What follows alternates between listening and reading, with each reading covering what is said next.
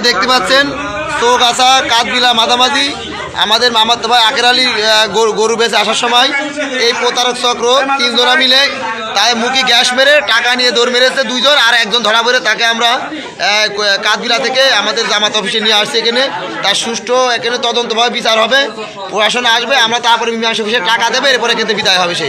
আর আমরা এখানে কেউ এর গায়ে হাত দেবে না, কারণ আমাদের দুই থানার অতি সাহেব মহোদয় ইনফর্ম হয়েছে, সবাই জেনেছে।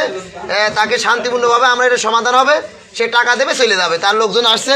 আমরা এখানে কেউ ঝামেলা দাঁড়াবেন না। আপনারা দর্শক মিনিট শান্ত থাকুন, চুপচাপ থাকবেন, কেউ কোনো হই হরে গন্ডক লাঠি নিয়ে আসবেন না, খবরদার। হ্যাঁ আসছে, ভাড়া থেকে তার লোকজন আসছে, কথা হয়েছে।